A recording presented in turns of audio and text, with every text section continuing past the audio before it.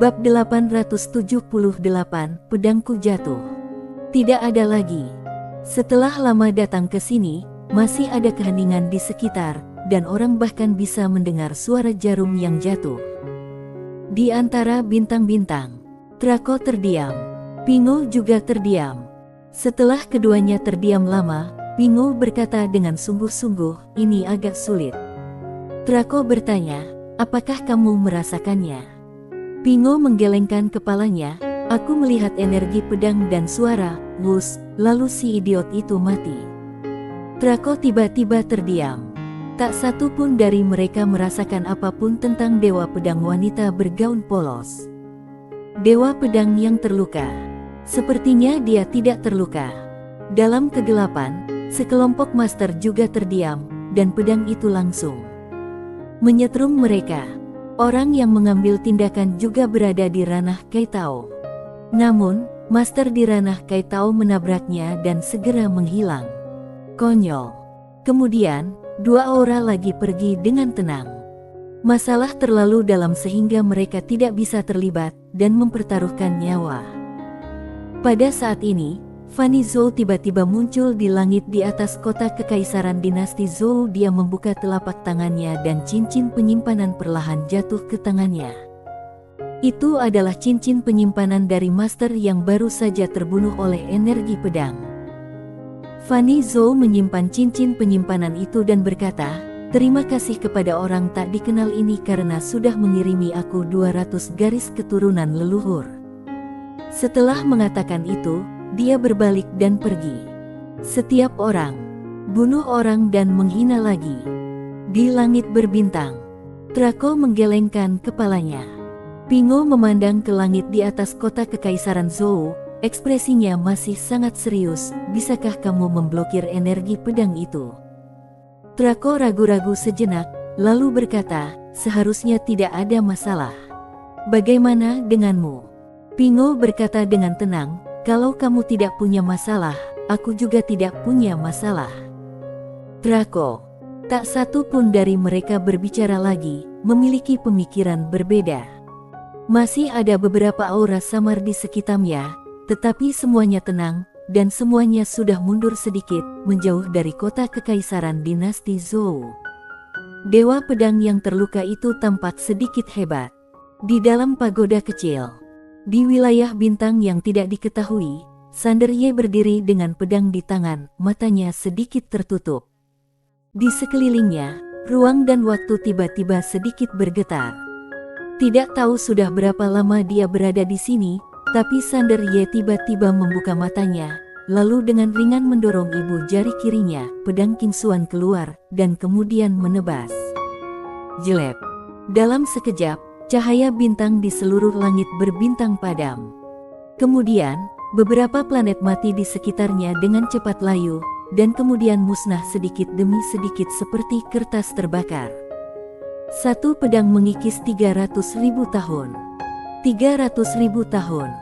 Melihat pemandangan ini, Sander Ye tiba-tiba menjadi sedikit bersemangat setelah peningkatan fisik, semua aspek tubuhnya meningkat pesat.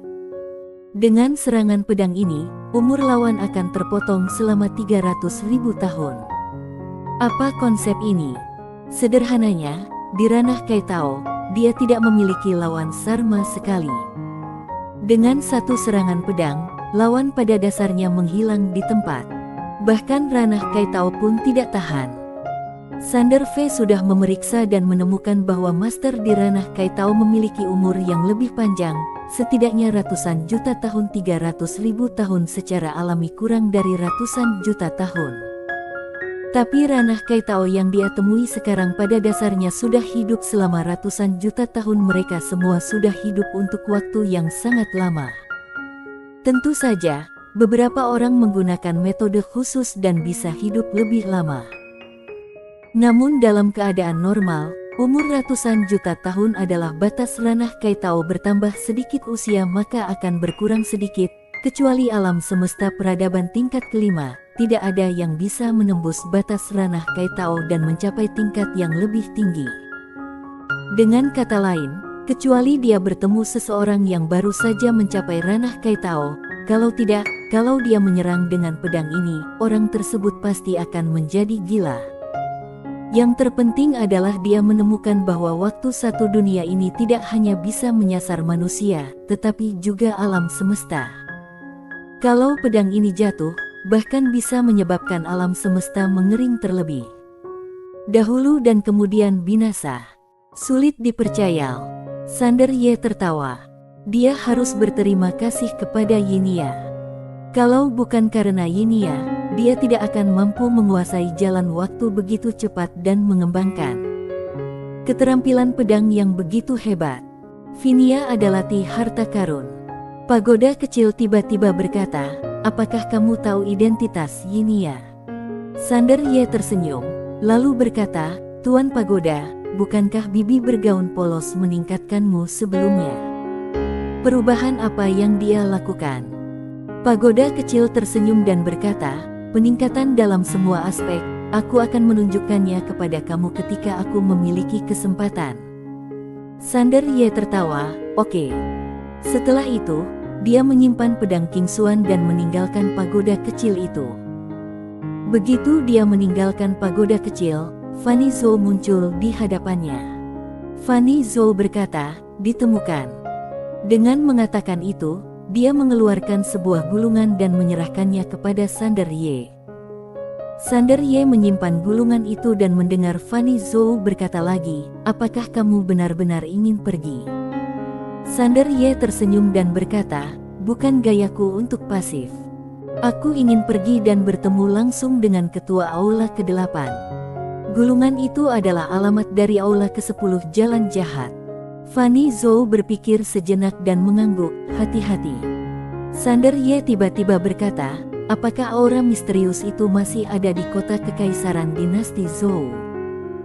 Fanny Zhou berkata, setelah api langit muncul, dia menjauh hampir 80% hingga 90% masih ada beberapa yang bersembunyi di kegelapan dan belum pergi. Mereka mungkin ingin menangkap ikan. Sander Ye mengangguk. Fakta bahwa mereka tidak mengambil tindakan membuktikan bahwa mereka menunggu dan mengawasi. Mungkin kita bisa bicara. Aku akan pergi menemui mereka. Setelah mengatakan itu, dia langsung terbang dengan pedangnya dan menghilang dari tempat kejadian. Di antara bintang-bintang, Pingo dan Trako tiba-tiba mengangkat kepala mereka pada saat yang sama. Tidak jauh dari sana, ruang dan waktu terbelah, dan seorang pemuda berjubah misterius perlahan keluar. Orang yang datang tidak lain adalah Sander Ye. Melihat Sander Ye, Pingo dan Trako sedikit terkejut. Kenapa orang ini ada di sini? Trako berkata dengan energi Xuan, apa yang sedang dilakukan orang ini? Pingo berkata, aku tidak tahu. Trako berkata dengan suara yang serius, kalau dia mengambil tindakan, apa yang akan kita lakukan? Pingo berkata, aku tidak tahu. Trako ingin mengatakan sesuatu yang lain, tetapi saat ini, Sander Ye sudah menghampiri mereka berdua. Sander Ye menangkupkan tangannya dan berkata sambil tersenyum, apakah kalian berdua dari domain naik surga? Keduanya mengangguk. Sander Ye segera berkata, aku sudah lama mengagumi nama kalian. Ekspresi mereka berdua tiba-tiba menjadi gelap. Kami belum mendaftar. Bagaimana bisa terkenal begitu lama? Kamu sudah lama kagumi siapa? Sander Ye tersenyum dan berkata, apakah kalian berdua datang atas perintah buronan aliansi Jalan Jahat? Trako tersenyum dan berkata, kami hanya datang untuk melihat-lihat, kami tidak punya ide lain untuk saat ini. Sander Ye berkata langsung, kenapa kalian tidak mengikutiku saja? Keduanya tercengang. Sander Ye tersenyum dan berkata, sejujurnya, ada orang di keluargaku. Keduanya diam. Kamu memiliki orang-orang di rumah, apakah kamu perlu mengatakan ini? Kamu hanya perlu mengukir, aku punya pendukung, di dahi kamu. Sander Ye berkata lagi, kedua senior hanya ingin menghasilkan uang, kan? Keduanya mengangguk. Sander Ye melambaikan lengan bajunya, dan dua kristal abadi jatuh di depan mereka berdua. Keduanya tercengang. Sander Ye tersenyum dan berkata, Ini adalah hadiah kecil pertemuan, yang merupakan sedikit niat dan hatiku. Terimalah. Kristal Abadil. Hadiah pertemuan. Keduanya tampak tergoda.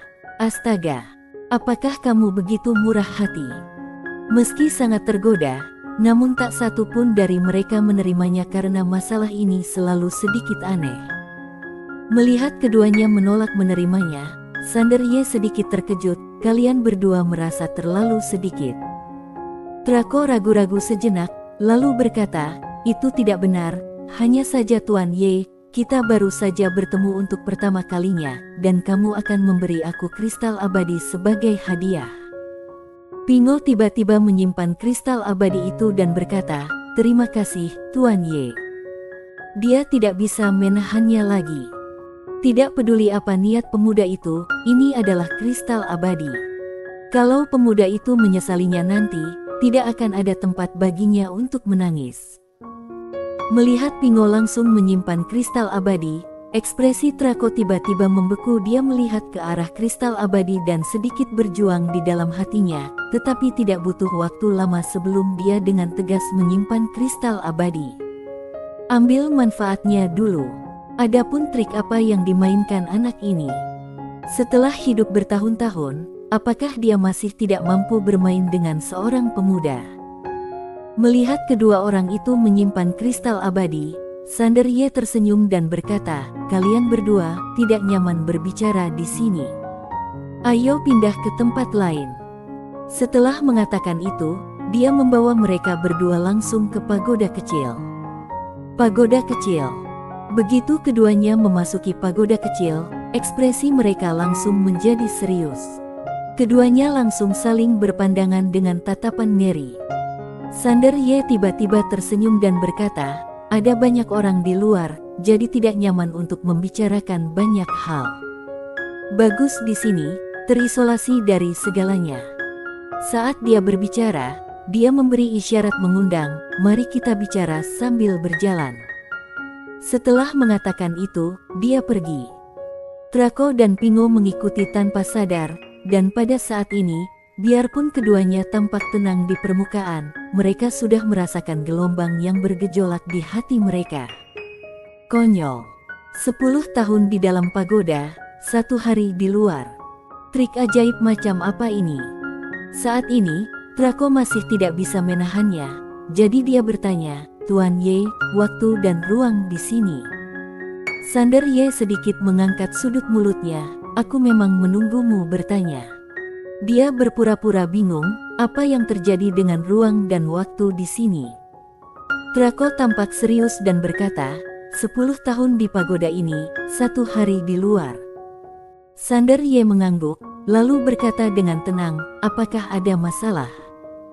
Draco berkata dengan heran, Tuan Ye, bukankah menurut kamu ini sesat? Sander Ye sedikit mengemyit, oh, kalian semua tidak memiliki tempat pelatihan khusus. Ekspresi Draco membeku. Pingo. Sander Ye bertanya lagi, lalu di mana biasanya kamu berlatih? Draco berkata dengan suara yang serius, berlatih secara normal. Sander Ye menggelengkan kepalanya, aku sangat ini padamu. Kamu bisa berlatih secara normal. Tidak seperti aku sudah berlatih di tempat yang istimewa sejak aku lahir dan tidak bisa merasakan kebahagiaan orang biasa. Hei, Draco. Wajah Pingo berkedut. Sander Ye tersenyum dan berkata, kalau kalian berdua ingin berlatih di masa depan, kalian bisa datang kepadaku. Kalau kalian tidak ingin berlatih di pagodaku, tidak masalah. Saat aku mewarisi bisnis keluarga, aku akan memberimu beberapa pagoda kecil seperti ini. Pagoda kecil. Tenggorokan Draco berguling, lalu dia berkata, Tuan Ye Gong, apakah kamu memiliki banyak pagoda seperti ini di keluarga kamu? Sander Ye mengangguk dan berkata dengan santai, ada banyak. Setiap pelayan harus memiliki satu. Satu untuk setiap orang. Draco dan Pingo saling memandang. Saat ini, mereka tidak tahu apakah Tuan Muda Ye ini benar-benar hebat atau hanya pamer. Dang. Pada saat ini, suara tajam tiba-tiba terdengar, dan kemudian keduanya mendengar Tuan Ye berkata, "Oh, pedangku jatuh." Bersambung. Bab 879, itu saudaraku. Kehilangan pedangnya. Pedang apa? Draco dan Pingo memandangi pedang yang jatuh di sebelah Sander Ye dengan rasa ingin tahu dan ragu. Ketika mereka melihat pedang itu, ekspresi Tuan Pingo tiba-tiba berubah. Dia melangkah maju dan datang ke sisi Sander Ye, lalu menatap pedang di tanah, matanya penuh keterkejutan. Sander Ye mengambil pedang King Xuan dan berkata sambil tersenyum, "Senior, apakah kamu tertarik dengan pedang ini?" Tanpa menunggu Pingo berbicara, dia langsung menyerahkan pedang di tangannya kepada Pingo dan berkata sambil tersenyum, "Senior, lihatlah." Master Pingo mengambil pedang King Xuan dengan gemetar. Saat dia memegang pedang King Xuan, pupil matanya tiba-tiba menyusut, dan ada panas yang menyengat dan keserakahan yang tak tertutupi di matanya, seperti seorang pria yang sudah melajang selama beberapa dekade melihat seorang wanita cantik yang telanjang bulat. Sangat lapar dan haus. Melihat adegan ini, Sander Ye tiba-tiba terkejut. Orang ini tidak akan merampoknya begitu saja, bukan? Setelah sekian lama, mata Pingo perlahan tertutup. Meski wajahnya kembali tenang, tangannya tidak bisa berhenti gemetar. Sander Ye bahkan lebih terkejut lagi. Pada saat ini, Draco tiba-tiba datang, dan dia menjelaskan sambil tersenyum, Tuan Muda Ye mungkin tidak tahu bahwa dia disebut Tuan Prajurit, dan alasan kenapa dia disebut Tuan Prajurit memiliki banyak asal-usul. Sebenarnya, dia sama sekali bukan manusia. Sander Ye menoleh ke arah Draco dan tertegun, "Bukan manusia." Draco mengangguk dan menjelaskan, tubuhnya adalah senjata pembunuh. Mengenai jenis senjata pembunuh apa itu, aku tidak tahu. Aku hanya tahu bahwa metode budidayanya sangat istimewa, yaitu menelan semua jenis senjata ajaib. Semakin kuat senjatanya, semakin kuat dia. Tidak hanya itu, dia juga bisa memiliki keterampilan khusus dari senjata ajaib yang sudah dia telan. Melahap senjata ilahif. Sarster Ye sangat terkejut saat mendengar ini. Pantas saja orang ini begitu bersemangat saat melihat pedang King Xuan. Kalau orang ini menelan pedang King Xuan dan menitiki sifat khusus pedang King Xuan, bukankah itu bertentangan dengan surga? Tentu saja, ada kemungkinan besar orang ini tidak akan bisa menelan pedang Oing Xuan, dan akan ditelan oleh pedang King Xuan. Draco meling pedang King Xuan di tangan Pingo, dan terkejut. Dengan penglihatannya dia secara alami bisa melihat bahwa pedang ini luar biasa. Asal-usul Tuan Fei sungguh tak terduga. Pada saat ini, Pingo tiba-tiba membuka matanya. Dia melirik pedang King Xuan di tangannya, tatapan rumit muncul di matanya, dan kemudian dia mengembalikan pedangnya ke Sander Ye. Sander Ye bercanda, "Aku pikir senior akan merampoknya dengan paksa." Pingo mengangguk dan berkata dengan jujur, "Aku sudah memikirkannya seperti itu."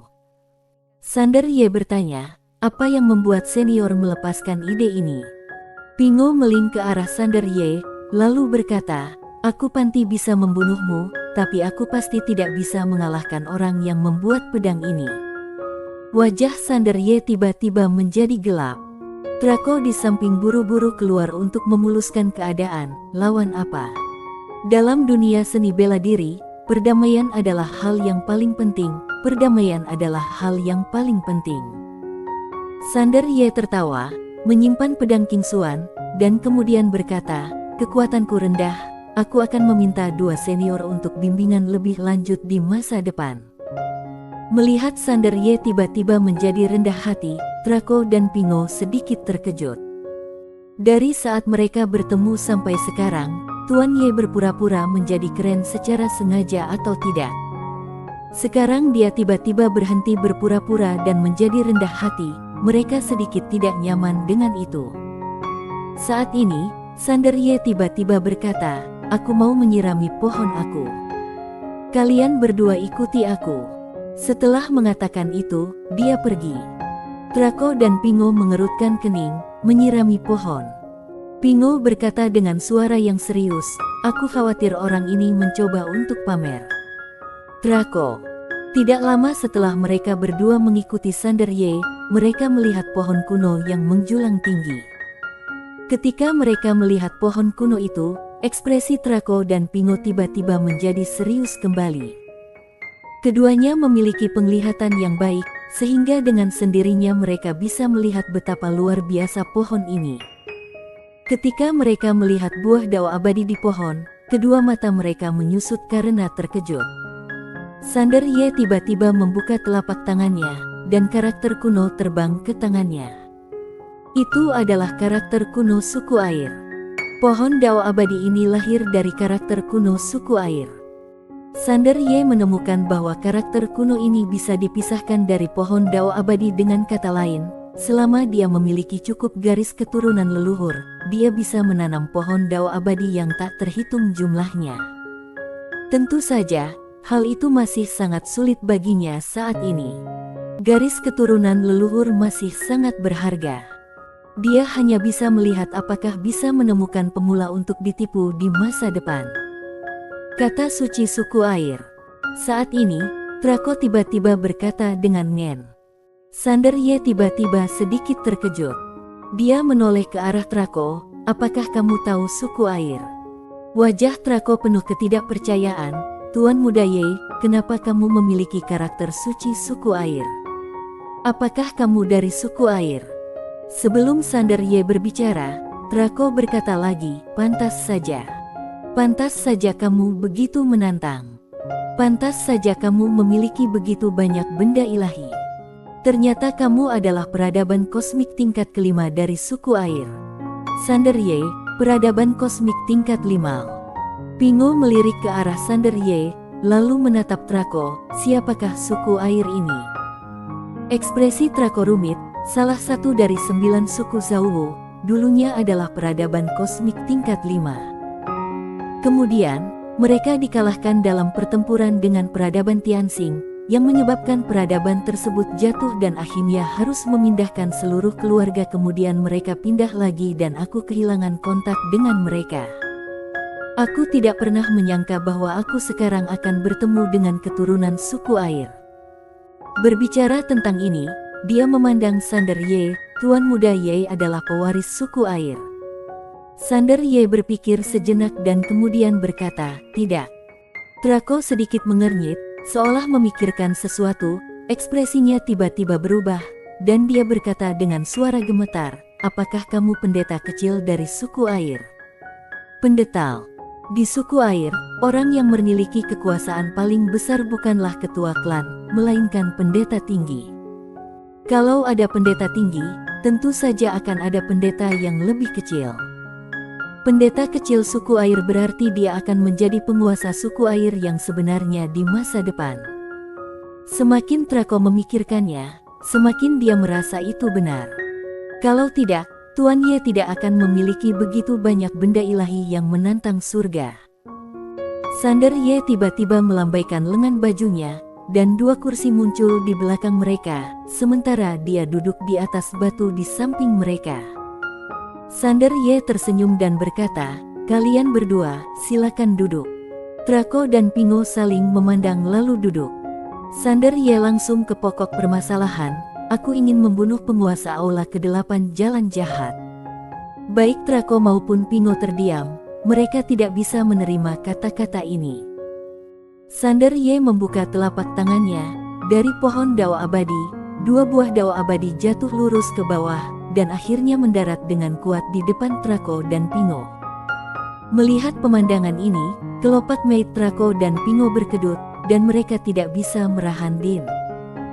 Draco hendak menangkap buah itu secara tidak sadar, tetapi kali ini, Sander Ye berkata lagi, setelah menghancurkan ketus Aula ke-8 dari Jalan Jahat, kedus Bush Dao Abad ini akan menjadi milik kalian. Tangan Draco segera ditarik kembali. Aliansi Jalan Jahat. Ini bukanlah kekuatan yang sederhana, belum ada yang tahu betapa menakutkannya kekuatan ini, tapi yang pasti kekuatan ini sangat kuat. Karma ini terlalu besar. Sander Ye memandang mereka berdua dan berkata sambil tersenyum, hanya ada setengah seperempat jam bagi kalian berdua untuk memikirkannya. Setengah dari seperempat jam. Pingo tiba-tiba berkata, Tuan Muda Ye, apakah kamu bersungguh-sungguh dengan apa yang kamu katakan? Sander Ye mengangguk, tentu saja. Pingo berkata, baiklah, aku bersedia membantu Tuan Ye menghancurkan ketua aula ke-8. Mendengar ini, kelopak mata Trako berkedut ke samping. Pingo, kamu. Pingo menggelengkan kepalanya, kamu menginginkan keuntungan tetapi tidak ingin mempertaruhkan nyawamu.